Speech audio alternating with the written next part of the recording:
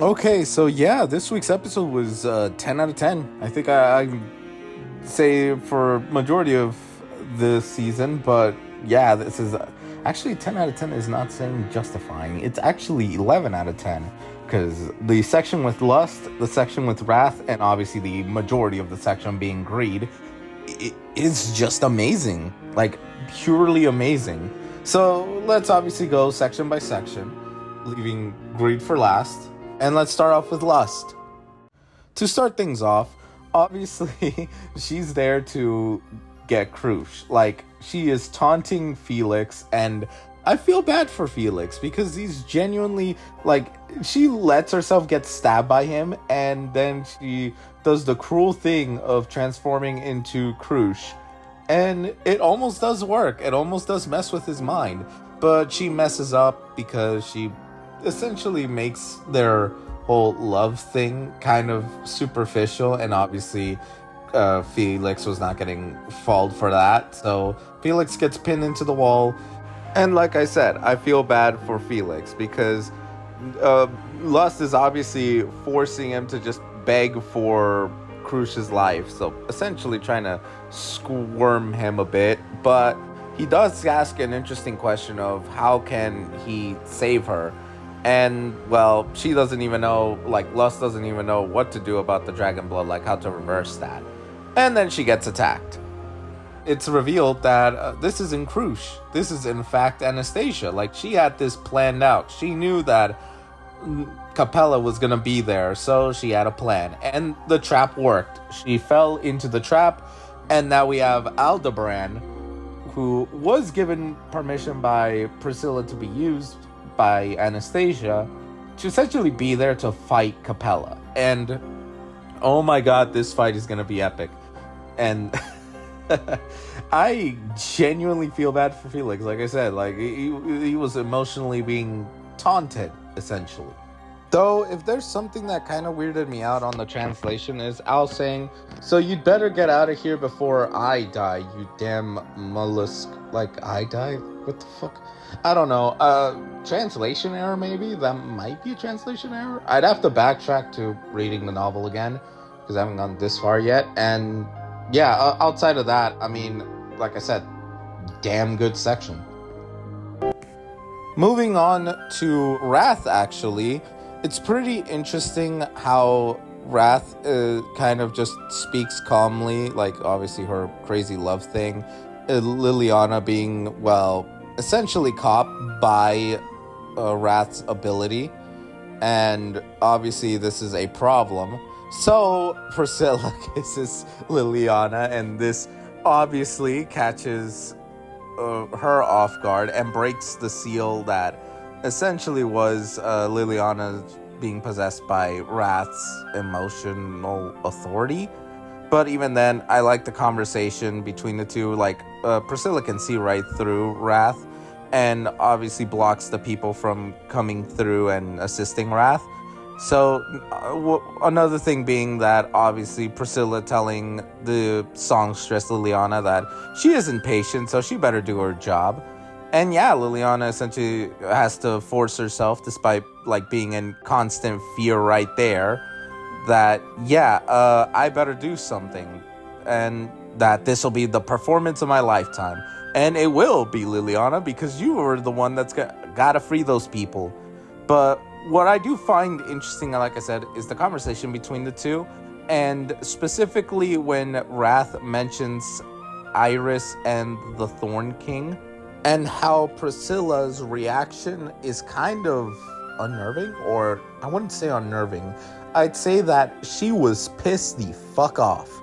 And yeah, also, Liliana did overhear this, and Priscilla, I think this is the first time that she kind of lost her composure and kind of nearly cost her life, because let's be real, she's not dying right here, but she did got hit. Like, she got hit by Sirius's attack, and that's actually at the end of the episode, and that's how the episode ends.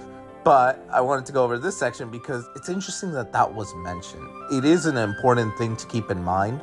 This is like for Arc 7, Arc 8 stuff, but I will say it is pretty cool that a little bit of the foreshadowing for later on, but this is related to Priscilla because it is damn well important to her and her character background. I think that's the best way I can put it without going in too much into it. But yeah, this is probably how Wrath has pissed the fuck off of a character who can back her words. But on the side note, the fighting was amazing. Animation-wise, damn well good. And now I guess we can go over the entire section of Greed versus Emilia, Subaru, and Reinhard. And for the most part, I obviously find it funny that Reinhard is able to just toss around Regulus. And yeah, I like the whole plan stuff with Subaru having had certain plans in motion, and one of them literally being kick him in the balls. I can't help but find that funny. But yes, I do like Subaru's whole plan of how all of the attacks are to more or less gauge what is his authority. How is he invincible? How can he take damage and look like nothing happened? So obviously Subaru's trying out a lot of things. I like the Emilia calling Regulus out, like how he's like, I'm the perfect person, and she's like, well, you want everything, you're a selfish brat essentially. And he gets super mad. And it's interesting because Emilia in this does state that she absolutely hates Regulus, and I think that's saying something, considering that Emilia is not someone who is bound by anger, and the fact that someone as very forgiving as her, considering she managed to forgive Roswell for his shenanigans last season, like someone forgiving like that hates someone is interesting. But anyway, yeah, backtracking aside, obviously animation is pretty cool. Love the abilities, love the little ice skating stuff.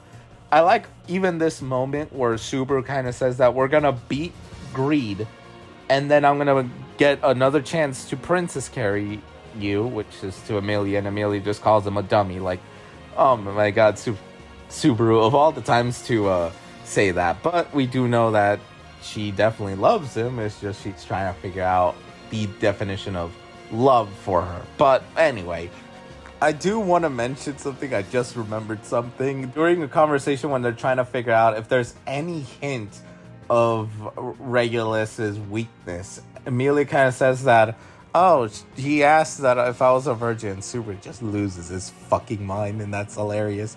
But eventually they do start puzzling things together. How that one of the other wives kind of called them Little King, although she said Small King, but then corrected herself like Little King, and that's when Subaru kind of started puzzling, like, hey, wait a minute, all the Sin Archbishops are called under, like, they're named after stars, and that's how he was able to slowly start puzzling things together to eventually solving Regulus's little authority thing.